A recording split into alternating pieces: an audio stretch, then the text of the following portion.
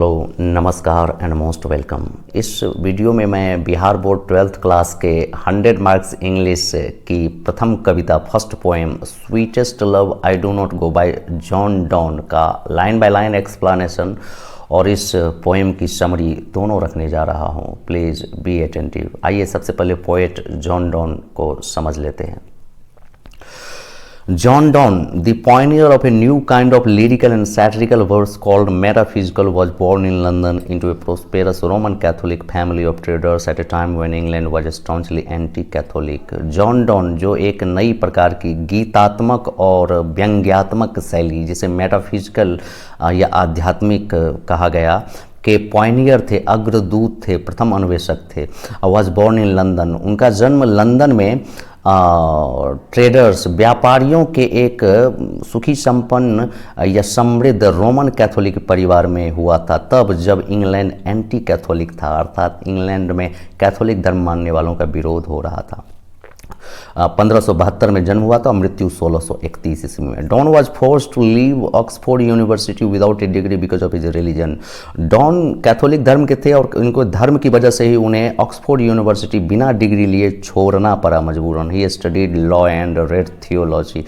John Donne कानून की पढ़ाई किए और धर्मशास्त्र का भी अध्ययन किए। ही also participated in 2 naval expeditions and became secretary to a powerful novel। उन्होंने 2 नेवल एक्सपेडिशन, 9 सैनिक अभ्यास या अभियानों में भाग लिया और वहाँ के एक पावरफुल नोबल, एक शक्तिशाली रईस के वे सेक्रेटरी बन गए। एक प्रकार से उनको जॉब लगी। Job he lost when he was briefly sent to prison for secretly marrying his patron's gneiss.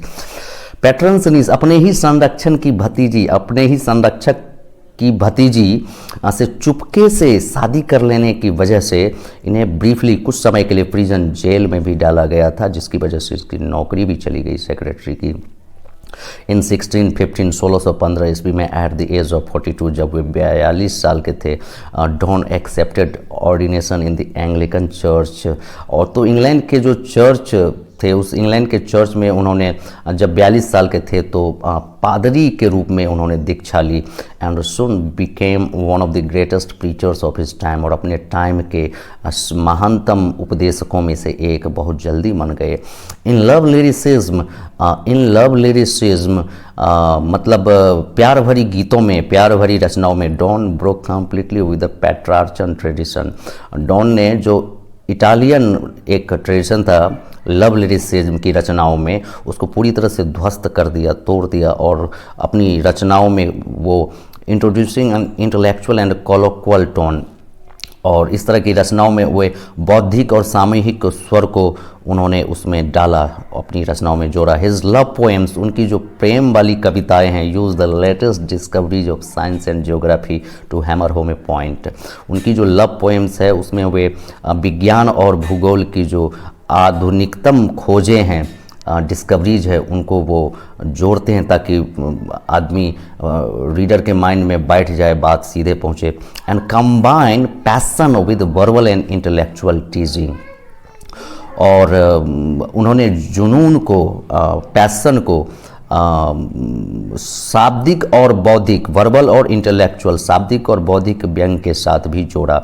Don is well known for his songs and sonnets, satires and the elegies and sermons। Donne विख्यात है, जाने जाते हैं अपने songs and sonnets के लिए। अपने sonnet मतलब 14 लाइनों की कविता को कहते हैं, सटायर्स प्रहसन या व्यंग्य जिसे कहते हैं, एलिजीज शोक गीत को कहते हैं, और सरमन उपदेश को कहते हैं। उनके लिए प्रसिद्ध है, जाने जाते हैं डॉन पूरी दुनिया भर में।